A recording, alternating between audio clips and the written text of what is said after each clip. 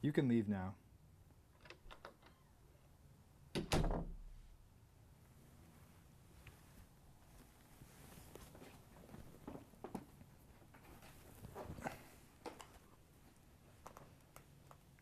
Richard, I'm Dr. McJenkins. I'm a colleague of the doctors here at Waverly. I thought we could discuss a few things, including the film you just saw. If you must. I'm writing a paper on the effects of violent films, television, and video games on youth. Did you watch many violent films and much television growing up? Not really. We were too busy getting beaten. Were you subjected to visual violence? Yeah, when we were getting beaten. Look, you eggheads are all the same. You live in a beaver cleaver world, and then you start blaming movies and videotapes and video games. If you just would have had your head kicked in once in a while, you'd have a different take. So it's actual violence? Bingo! Fucking amateur. When did you have your first violent thoughts? Well, probably between the time of having my hand slammed in the door and forcing my finger in a light socket. Let's move on, Richard. Oh, can we? So, how did you like the film about your life? I loved it. That actor that played me in the movie? Eric Freeman? Yeah, great actor. He clearly mastered the art of subtlety. You know, a movie like that and you could easily start chewing the scenery, but he didn't. It was controlled and understated. What else did you enjoy? I liked that blonde he was with.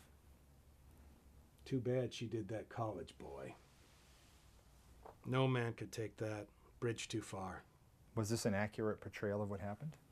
Yeah, it was accurate. Except for the rampage. In reality, that went on for hours. But, you can't make a 6-hour movie. I never heard about that. Many didn't. Did the doctors here have any reservations about you watching the film? No, I'm not that man anymore. I'm sure you've had time to reflect over the years on what happened that day. The electrocution of Chip, the strangling of your girlfriend, the interaction and death of that security cop and the neighbor setting out the trash, and everyone else you encountered, and of course Mother Superior and her gruesome demise. You have any thoughts or regrets about what happened? Of course I regret what happened. Given a chance to have my freedom versus watching Mother Superior's head rolling on the floor, I would have put the axe down. It wasn't like the movie. The axe wasn't sharp, and it was tough sledding getting that job done. It was a heinous act, to be sure, but an equally sickening act was the impaling you did earlier. You disemboweled that man and went back to work. Wait a minute. Wait a minute. You don't know dick. Mother Superior knew the owners of the Ritz. She was sending all the orphans over there when they were old enough to go to work. That bitch was getting half of our paychecks. We were kicking back to her. I was just 17. If I would have spoken up, they told me that they'd bury me in the tombs till my 18th birthday. So it was shut up and do what you're told. 5 minutes earlier, I'm cleaning toilets and I'm pulling cockroaches out of the soup. Then they start barking. About the garbage, always the fucking garbage. So I'm taking the garbage out. And then I see this big bastard beating the hell out of this little guy. Not like in the movie. His teeth are bashed out and there's a trail of blood across the alley. And I just sit back and watch. And that ain't right, because too many people get away with shit like this. Then that big bastard pulls out a red handkerchief in my fucking face and lips off to me. Well, it was autopilot at that point, Haas. Sick man, my fucking ass. That fucker deserved it.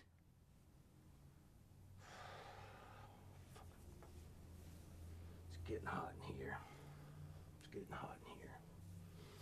I heard when you got shot in Mother Superior's house, the police thought you were dead and let you lie there. It's true. The coroner found a pulse and they rushed me off to the hospital and pulled a pound of lead out of me. Do you have any fond memories that sustain you? Absolutely. The sound of an umbrella opening, the chopping of wood, but most of all, the weekly sanitation pickup. That's very specific, Richard. Are those fond memories from your childhood? Yes.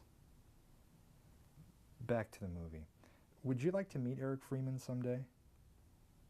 No, I would not. Why? I'd rather remember him as the genius he is. You always hear about people finally meeting someone famous, and they're always let down. In here, we got nothing but memories. I don't want any more negative ones. Well, Dr. Langford tells me to do a lot of reading in here. Thanks to him, he gives me his books and newspapers. How else do you pass the time? I wrote a script, Unhinged. It's a revenge thriller.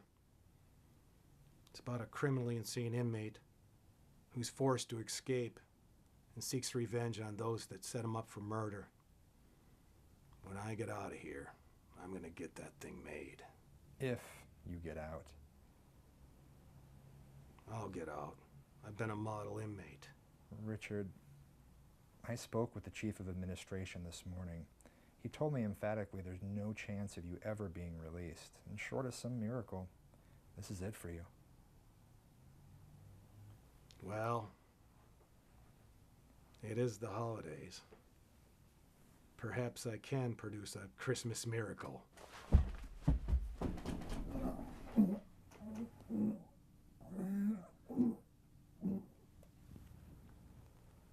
It's garbage day, bitch.